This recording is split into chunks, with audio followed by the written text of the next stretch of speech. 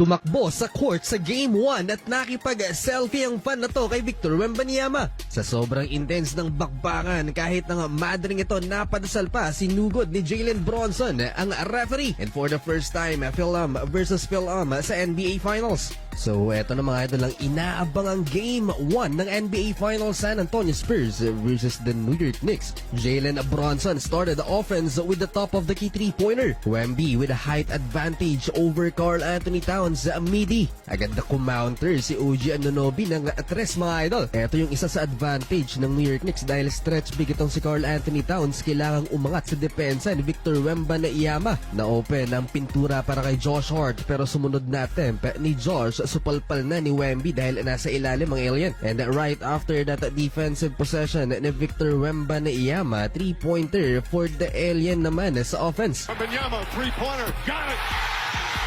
Ito yung best example ng defensive weakness ni Victor Wembanyama. Karl Anthony Towns on top, iwan si Wemby, drive to the basket, layup for Cat. Instant naman na naging impact ng ating kababayan si Dylan Harper sa offense at sa defense ng San Antonio Spurs steal at na-foul siya ni Mikal Bridges 2 free throws. Ito pa, another transition offense for the San Antonio Spurs. Dylan Harper with an end one opportunity. Gets inside, layup, scoop, and a foul. Dahil lang naman sa kanya, nakalamang ang San Antonio Spurs sa New York Knicks. Eto pa, binigyan ng space ang rookie 3-pointer for Dylan Harper. And another 3-point basket mula naman kay Julian Champagnie. 11-3 run for the San Antonio Spurs kahit nasa upuan si Victor Wembanyama. Tuloy ang run ng San Antonio Spurs, Dylan Harper versus Jalen Bronson. 1-on-1. Nanggigil na ang rookie, tambak na ng 10 ang Knicks last 90 seconds sa first quarter. Bad news for New York dahil nadaganan ni Harrison Barnes ang tuhod ni Jalen Bronson. Balik sa laro si Wemby, grabe yung zone na nakukover niya sa depensa ng San Antonio Spurs. Missed shot for Deuce McBride pero may follow-up si Mikal Bridges. 27-19, lamang ng 8 ang San Antonio Spurs. Balik sa locker room si Jalen Bronson. Wemby versus Cat again, isolation. Naiwan na sana ang depensa ni Wemby pero masyadong mahaba at nakarecover pa sa defense ng alien. 8-minute mark sa second frame, Karl Anthony Towns versus Victor Wembanyama. Hard foul ni Wemby sa Knicks big man. Tapos mangyari to, ibinalik ulit si Jalen Bronson kasama na si Jordan Clarkson for the first time this NBA Finals. Quality minutes for JC and from 10-point lead, may chance na ang New York Knicks na maitabla ang laban sa end one opportunity na to ni Mitchell Robinson. Poster ang inabot ni Luke Cornet and one. With the 3 fouls, throws it up for Robinson and it goes in. And the foul. Kaya lang missed ang bonus free throw. Nagkabantayan ng dalawa nating kababayan sa court, Dylan Harper at si Jordan Clarkson. Jalen Bronson, aggressive drive, naapakan ang paa niya, namilipit sa sakit mga idol ang star player ng New York Knicks. Grabe tuloy yung gigil niya kay Scott Foster. Dapat daw end one basket yon pero no call. Pero hindi nagbago ang laro ni Jalen Bronson kahit frustrated. He splits the defense of the Spurs and Jordan Clarkson bagsak kay Dylan Harper pero naipasa kay Jalen Bronson for the lead. May counter kaagad si Dylan Harper, driving layup in transition. Bad defense naman by JC, iniwan niya si Keldon Johnson, nagresulta sa wide open 3-point jumper. And for the lead again, New York Knicks, Landry Shamet, wing 3-pointer. Hanggang dito sa finals, X-factor pa rin itong si Landry Shamet. Role players versus role players, big impact na naman si Julian Champagnie sa offense ng Spurs. Champagnie fires away, knocks down. Nag-run pa ang San Antonio Spurs mga idol, papatapos ang second quarter kaya nakuha nilang momentum at the half. Thanks to Julian Champagnie, 5 3-pointers sa first 2 quarters, 55-48 halftime. Second half mga idol, Jalen Bronson nag-airball dahil sa napakatinding depensa ng San Antonio Spurs. Stephon Castle, tahimik pa so far. 8 points pa lamang si Steph pero double figures na ang lamang ng San Antonio Spurs.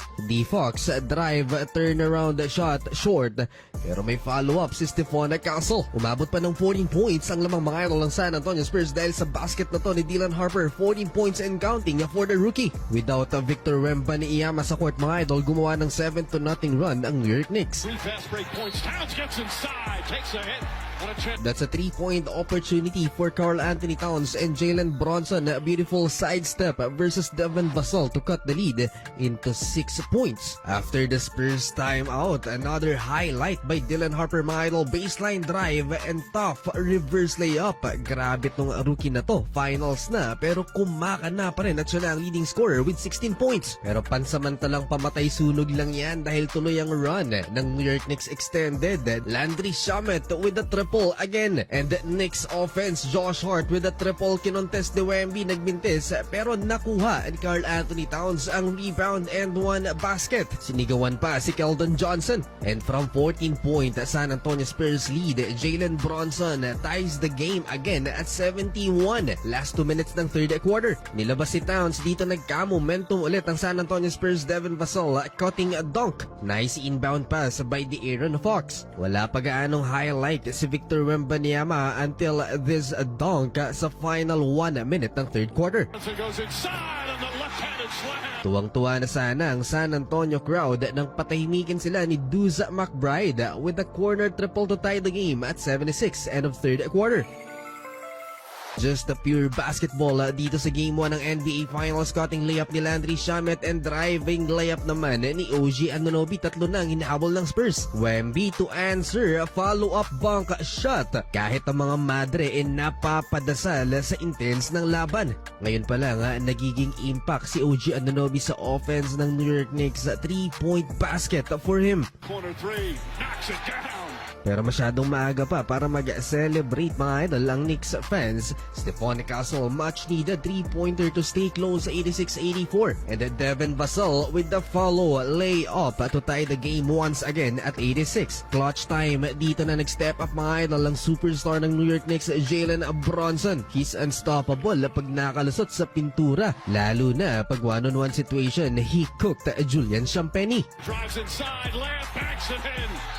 Nail him. Tinatawagan pa ng timeout ng Knicks fans ang San Antonio Spurs. 23 points for JB Partida, 1 out of 8 pa siya sa perimeter. Halfway through the fourth quarter, eto na naman yung gumagawa ng content na tumatakbo sa court at nakipag-selfie kay Victor Wembanyama. Well, umabot pa ng 8 points ang lamang ng New York Knicks. Jalen Bronson again versus Julian Champagny. Good seal by Mitchell Robinson kay Victor Wembanyama. Wemby, much needed 3-pointer sa harap ni Mitchell Robinson ang sagot ng Alien. 2-possession game, last 4 minutes. Wemby take over and 1 basket versus Karl Anthony Towns to cut the lead into 1 point, 94-93. Jalen Bronson versus 3 defenders high off the glass, Mintes. Medyo naging buhaya sa play na yun si JB. Nakalamang ang San Antonio Spurs 95-94 but Jalen Bronson hits this cold-blooded 3-pointer. 2 minutes ang natitira sa game clock. 60 seconds left, nag-commit ng crucial turnover si Wemby, naghahabol ng 4 ng San Antonio. And for the dagger shot, Jalen Bronson mid-range.